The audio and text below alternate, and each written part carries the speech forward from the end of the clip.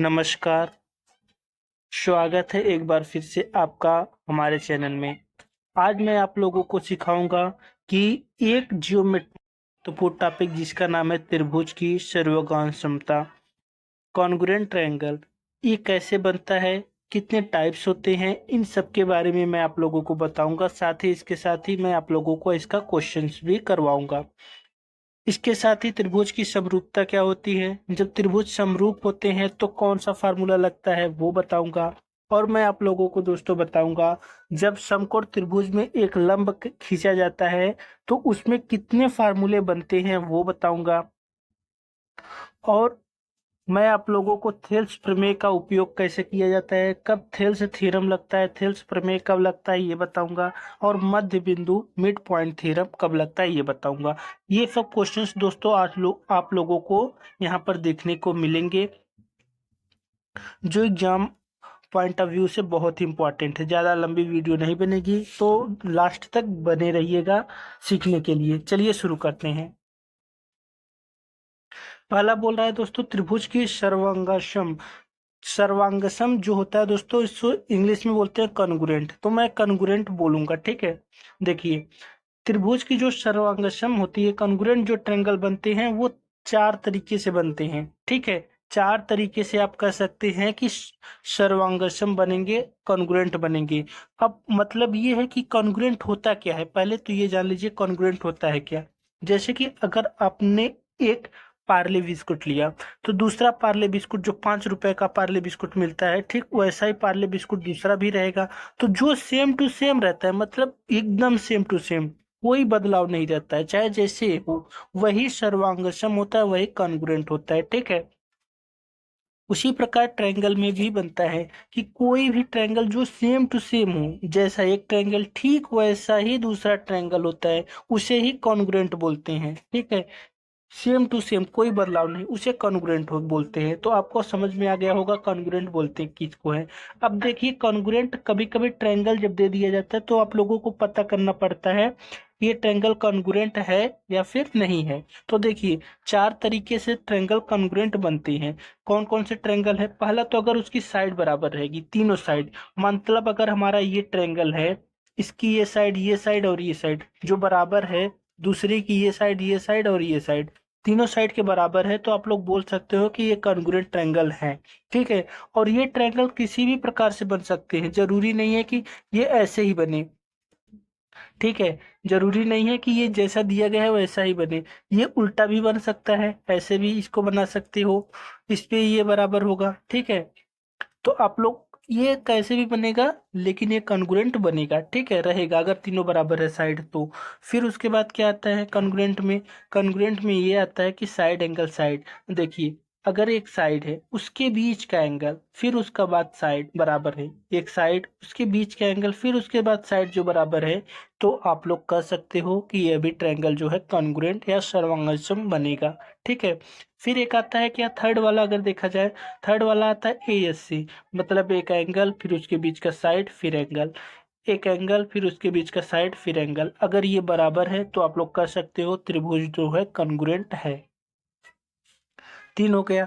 चौथा देखते हैं, जो चौथा है वो कहता है RHS।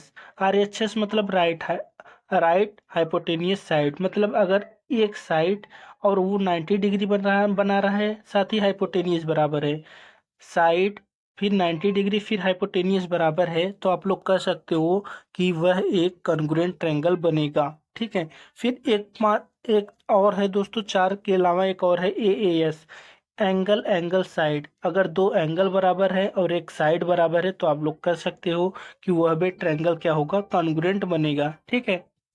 तो ये पांच तरीके थे जिससे आप कह सकते हो कि कोई भी ट्रायंगल कॉन्ग्रुएंट बन सकता है। पहला तो अगर सब में साइड बराबर हो, दूसरा अगर साइड साइड के बीच का एंगल बराबर हो, तीसरा की बात करें तो तीसरा जो होता है कि एंगल फिर साइड फिर एंगल, एंगल साइड एंगल, मतलब दो एंगल के बीच में एक साइड बराबर हो तो भी कॉन्ग्रुएंट होगा। फिर RHS और AAS, ये पांच तरीके से आप कह सकते हो कि कि कोई ट्रायंगल क्या होगा, वो कॉन्ग्रुएंट होगा, इसी पांच तरीके से। अब इस पे क्वेश्चंस कैसे पूछे जाते हैं वो देख लेते हैं हम लोग, क्वेश्चंस किस प्रकार से पूछे जाते हैं, ठीक है। यहाँ पर दिया गया है, क्वेश्चन बोल रहा है दोस्तों हमारा कि 20 सेंटीमीटर व्यास के एक वृत्त में जीवा ए बी और सी डी एक दूसरे के समानांतर हैं। बीसी व्यास है, ए बी वृत्त के केंद्र से 6 सेंटीमीटर दूर है, तो जीवा सी डी की लंबाई हमें बतानी है। देखिए ये 20 सेंटीमीटर एक ट्रायंगल, एक हम लोग ने सर्कल बना लिया, उसमें कह रहा है कि व्यास जो है 20 सेंटीमीटर है, एक वृत्त में जीवा ए बी और सी डी एक दूसरे के समांतर है। हम लोग दो जीवा ले ले रहे हैं, एक ए बी ले ले रहे हैं, दूसरा सी डी ले ले रहे हैं, दोनों जीवा जो है दोस्तों समांतर हैं। ए बी और सी डी एक दूसरे के समानांतर हैं, मतलब ये वाला पार्ट और ये वाला पार्ट बराबर है। फिर बी सी व्यास है, अगर ये वाला पार्ट देखा जाए तो ये वाला पार्ट अगर हम लोग चेंज कर दे रहे हैं कलर, ये वाला बी सी उसका व्यास है। फिर ए बी वृत्त के केंद्र से 6 सेंटीमीटर की दूरी पर है, अगर ये वृत्त का केंद्र है तो इससे जो है 6 सेंटीमीटर की दूरी पर ए बी है। ठीक है, ये 90 डिग्री का ट्रायंगल बनाता है। अगर कोई भी ट्रायंगल से अगर हम सेंटर से पॉइंट खींचते हैं तो 90 डिग्री का बनाता है, याद रखिएगा। सेंटर से कोई पॉइंट खींच रहे हैं तो 90 डिग्री का, तो ये 90 डिग्री हो गया।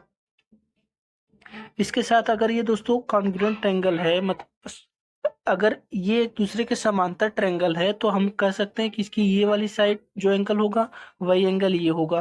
क्यों होगा? क्योंकि अभी मैं आप लोगों को दिखा भी दे रहा हूँ ऐसा क्यों होता है।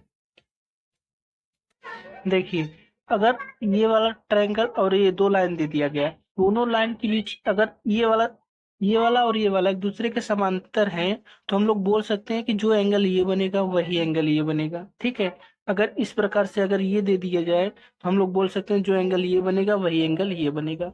क्यों? क्योंकि ये दोनों लाइन समानांतर है। उसी प्रकार ये वाला एंगल जो होगा दोस्तों, ये वाला एंगल बराबर होगा। तो आप लोग जान गए हैं।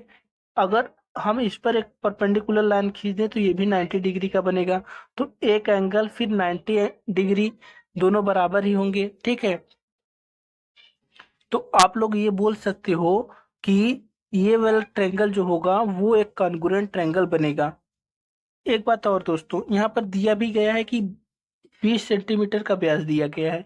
20 सेंटीमीटर का व्यास दिया गया है तो इसका रेडियस जो है 10 सेंटीमीटर होगा, मतलब ये वाला पार्ट 10 सेंटीमीटर होगा।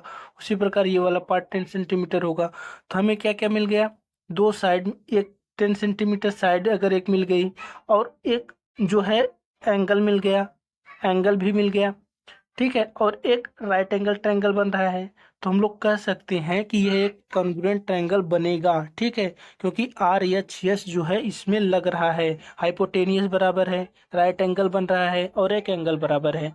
तो आप लोग कह सकते हो कि ये आर एच एस से हम कह सकते हैं ट्रायंगल बराबर होगा। तो 6 सेंटीमीटर यहाँ बन रहा है तो 6 सेंटीमीटर यहाँ पर बनेगा। अगर ये वाला दोस्तों 10 है तो ये वाला 8 बनेगा, क्योंकि ट्रिपलेट जो होते हैं वो 3 4 5 का ट्रिपलेट लगा है, तो 3 का मतलब 6 हो गया और 5 का मतलब 10 हो गया और 4 का मतलब 8 हो गया। तो ये 8 हो गया तो ये वाला पार्ट भी 8 होगा। अगर ये 8 है तो ये वाला भी 8 होगा। क्यों होगा? क्योंकि ये बीच का है पॉइंट। तो हम लोग कह सकते हैं कि सी डी की लंबाई कितनी होगी? 8 + 8 = 16 होगी। उम्मीद करते हैं दोस्तों अब आपको समझ में आ गया होगा। नहीं आया हो तो एक बार और देख लीजिएगा। ठीक है, ताकि आप लोगों का टाइम बर्बाद ना हो। मैं आगे बढ़ रहा हूँ।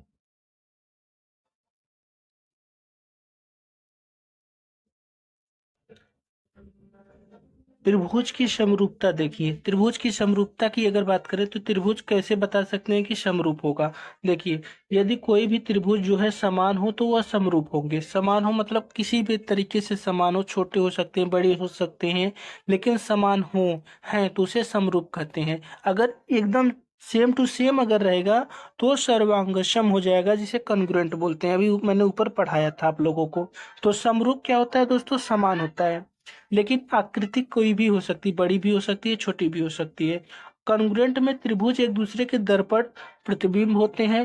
हम कह सकते हैं कि सभी जो कॉन्ग्रुएंट ट्रायंगल होंगे समरूप होते हैं, लेकिन इसके विपरीत जो है सभी समरूप त्रिभुज कॉन्ग्रुएंट नहीं होते हैं। ठीक है,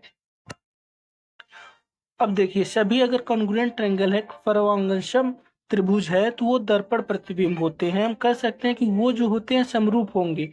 जो कॉन्ग्रुएंस होगा उसे हम बोल सकते हैं, जो सर्वांगसम होगा उसे हम बोल सकते हैं कि ये समरूप है। लेकिन सभी समरूप जो होते हैं कॉन्ग्रुएंसम नहीं होते हैं, कॉन्ग्रुएंट नहीं होते हैं। उसी प्रकार से अब आप लोगों को समझ में आ गया होगा कि समरूप त्रिभुज क्या होता है, सर्वांगसम त्रिभुज क्या होता है। देखिए, अगर आप लोगों को ये दे दिया गया एग्जाम में, फिर पूछा गया कि इसका महत्वपूर्ण जो होता है दोस्तों, इसके महत्वपूर्ण फार्मूले क्या होते हैं, तो आप लोग देख लीजिए। अगर ए बी का स्क्वायर जो होता है वो इसकी साइड के पी क्यू के बराबर होगा, बी सी का स्क्वायर जो होता है इसके साइड क्यू आर के बराबर होगा, ए सी का स्क्वायर जो होगा वो पी आर के बराबर होगा, ए बी का स्क्वायर जो होगा वो पी एस के स्क्वायर के बराबर होगा। ठीक है, आप लोग ऐसे लिख सकते हो कि ए बी जितना होगा उतना ही पी क्यू का स्क्वायर होगा, मतलब A B square upon P Q square. फिर जितना ए सी वाला पार्ट होगा उतना पी क्यू आर वाला पार्ट होगा, तो आप लोग ऐसे लिख सकते हो ए सी स्क्वायर बराबर पी आर स्क्वायर। जितना बी सी वाला पार्ट होगा उतना क्यू आर वाला पार्ट होगा, तो बी सी स्क्वायर बराबर क्यू आर स्क्वायर आप लोग बोल सकते हो। जितना ए डी वाला पार्ट होगा ये वाला, उतना ही पार्ट क्या होगा, पी एस स्क्वायर के बराबर होगा। ठीक है, कब, जब ये ट्रायंगल के फॉर्म में रहेगा तब, हाँ एरिया के फॉर्म में रहेगा तब, जब एरिया पूछा जाएगा तब। लेकिन जब परिमाप पूछा जाए, परिमाप पूछा जाए तो जितना ए बी होगा, ए बी किसके बराबर होगा, A B upon P Q, A C upon P R, वही चीज रहेगा दोस्तों। बस आप लोगों को स्क्वायर नहीं लगाना है, कब, जब परिमाप पूछा जाए। जब आप लोगों को एरिया पूछा जाएगा तो आप लोग स्क्वायर लगाओगे।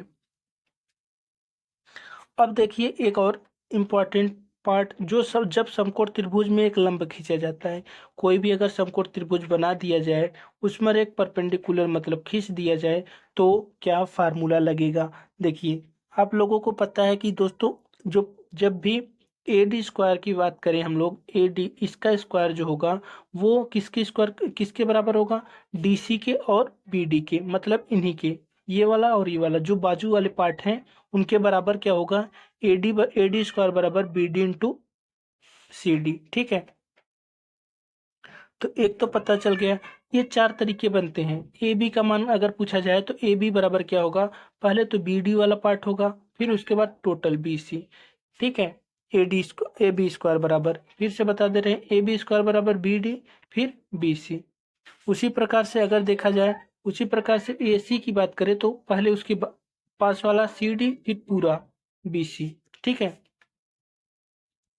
उसी प्रकार से अगर ए डी की बात करें तो ए डी एक तरीके से और निकाल सकते हैं दोस्तों, क्या, किस तरीके से, A C into A B upon B C. ठीक है, ए डी बराबर A C into A B upon B C. अब देखते हैं इसका जो है किस प्रकार से हम इसका यूज कर सकते हैं। जैसे कि सी ए बी दिया गया है, सी ए बी हमारा ये दे दिया गया है, जिसमें 90 डिग्री ए बन रहा है, ए दोस्तों 90 डिग्री बन रहा है। ए डी बी सी पर परपेंडिकुलर है, तो मतलब ए डी जो हो गया बी सी पर परपेंडिकुलर हो गया। ए सी बराबर 24 दिया गया है। ठीक है, ए बी बराबर 10 दिया गया है, तो हमें ए डी का मान निकालना है। ए डी मतलब दोस्तों किसका मान निकालना है, ये वाला पार्ट का मान निकालना है। देखिए, अगर ये 24 है, ये 10 है, तो हम ट्रिपलेट से कर सकते हैं, 5 12 13 का ट्रिपलेट बन रहा है। क्यों, क्योंकि 5 का मान 10 दे दिया गया है और 12 का मान 24 दे दिया गया है, तो जो हाइपोटेनियस होगा वो 13 का मान होगा 26 हो जाएगा। तो ये वाला पूरा पार्ट दोस्तों 26 हो जाएगा। जब ये वाला पूरा पार्ट हमें पता चल गया 26 है, तो हम लोग जानते ही हैं, तो जो अभी फार्मूला पढ़े थे, 24 × 10 अपान 26, 24 × 10 अपान 26, यही आप लोग लगा दोगे, आपका आंसर आ जाएगा। 2 से काट लो, 2 दूनी 4, 2 से काट लो, 13 दूनी 26, 12 दहा में 120, 120 अपन 13 करेंगे तो हमारा कितना आ जाएगा, 13 नौया 117, 18 19 20, 13 दूनी 26। ठीक है, 9.23 आ जाएगा हमारा। ये तब लगेगा दोस्तों, ये जो फार्मूला अगर आपको याद रहेगा तभी ये मान आएगा। ठीक है, अब एक और चीज के बारे में आप लोग देख लीजिए। जब भी कोई भी ट्रायंगल दिया जाता है तो उसमें ए डी जो होगा, जब बराबर बराबर पार्ट में डिवाइड कर दे दोस्तों, जब बराबर बराबर पार्ट में डिवाइड कर दे, तो A D upon D B जो होगा वो ए ई अपान ई सी के बराबर होगा। या तो हम एक इस तरीके से कर सकते हैं, दूसरा हम किस तरीके से कर सकते हैं, A D upon A B, A E upon A C, A D upon A B और ए ई अपान ए सी, इसके बराबर कर सकते हैं। या फिर हम इसको ऐसे भी बोल सकते हैं कि A D upon A B बराबर किसके होगा, डी ई अपन बी सी के। A D upon A B बराबर होगा डी ई अपन बी सी के, जब बीच वाला पार्ट दिया रहे तो। ठीक है, ऐसे बोल सकते हैं। अब इसके क्वेश्चंस अगर होंगे तो हम लोग उसको कर लेंगे। देखिए, आप लोगों को एक क्वेश्चन भी दिया गया है इसमें। जैसे कि मान लेते हैं हमारा क्या है, आर और एस क्रमशः एक्स वाई जेड भुजा एक्स वाई और एक्स जेड के बिंदु हैं। ठीक है, एक्स वाई जेड जो है दोस्तों, अगर हम लोग बना भी ले रहे हैं कोई, इसको कोई प्रॉब्लम नहीं है, एक्स वाई जेड। ठीक है, आर एस क्रमशः भुजाओं के बिंदु हैं। ठीक है, आर और एस की बात करें तो ये आर हो गया, ये एस हो गया, इसके बिंदु हैं। ये एक्स आर 15 है, ये वाला 15 दिया गया है। एक्स वाई जो है दोस्तों कितना दिया गया है, एक्स वाई टोटल का मान दिया गया है 25, मतलब ये 15 है तो बचा हुआ पार्ट 10 होगा। अगर आर एक्स एफ का मान 12 दिया गया है, ये 12 दिया गया है। एक्स जेड का मान कितना हो जाएगा, ये वाला पार्ट 8 हो जाएगा। ठीक है, तो आपको क्या बताना है, आर एस का मान बताना है, इस वाले पार्ट का मान बताना है। देखिए, आप लोग कोई भी फार्मूला लगा लो, चाहे इधर से ले लो चाहे इधर से ले लो। हम लोग लेते हैं 15 अपान, ये वाला पार्ट फिर पूरा वाला पार्ट आएगा 15 अपान 15 10 25 बराबर किसके होगा, R S upon Y Z के। तो हम लोग इसको लिख लेते हैं 15 अपान 25 बराबर R S upon Y Z. ठीक है, यही वाला फार्मूला लगेगा ना। ठीक है, तो 3 से काट लेते हैं, 5 से काट लेते हैं, 5 3 15 5 5 25। तो हमें आर एस का मान निकालना था, तो R S is equal to आ जाएगा क्या, 3/5 इंटू वाई जेड।